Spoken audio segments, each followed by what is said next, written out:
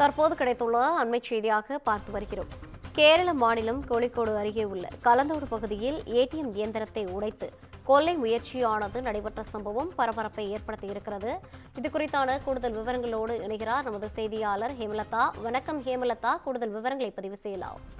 வணக்கம் ரவீனா. கேரள மாநிலம் கோழிக்கோடு மாவட்டத்தில் சாத்தமங்கலம் கலந்தோடு பகுதியில் பார்த்தீங்கன்னா ஏடிஎம் செயல்பட்டு வருகிறது.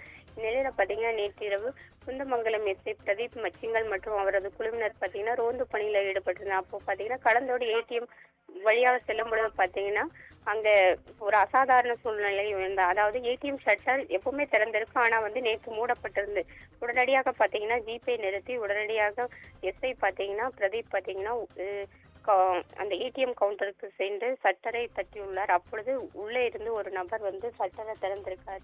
அப்போ பார்த்தீங்கன்னா கொள்ளை முயற்சி நடந்திருப்பதை போலீசார் உணர்ந்தார். போலீஸ் பார்க்கும் பொழுது பார்த்தீங்கன்னா ஏடிஎம் இயந்திரத்தை உடைப்பதற்காக கேஸ் கட்டரை பயன்படுத்தி ஒரு சில பகுதிகளை ஏடிஎம் இயந்திரத்தின் ஒரு சில பகுதிகளை உடைத்திருந்தார். சரியான நேரத்தில் போலீசார் அங்கு சென்றதால பார்த்தீங்கன்னா ஒரு பெரும் கொள்ளை சம்பவம் தவிர்க்கப்பட்டது. மேலும் பார்த்தீங்கன்னா சம்பவ இடத்திலிருந்து பார்த்தீங்கன்னா கொள்ளையனை போலீசார் கைது செஞ்சிருக்காங்க. அந்த கொள்ளையன் யார் என்று பார்க்கும் பொழுது பார்த்தீங்கன்னா அஸ்ஸாம் மாநிலத்தைச் சேர்ந்த பாபுலால் என்பது தெரிய வந்தது. அவர் கடந்த 2 மாதங்களுக்கு முன்பு இந்த கோழிக்கோடு கலந்தோடு பகுதியில் பார்த்தீங்கன்னா ஒரு வீடு எடுத்து தங்கி பெயிண்டராக வேலை பார்த்து வந்ததும் தெரிய வந்தது.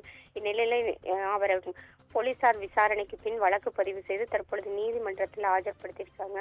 போலீசார் சரியான நேரத்தில் சென்றதால பார்த்தீங்கன்னா ஒரு ஏடிஎம் கொள்ளை சம்பவம் தவிர்க்கப்பட்டதுன்னு சொல்லலாம் ரவீனா. கூடுதல் விவரங்களை வழங்கியமைக்காக நன்றி ஹேமலதா.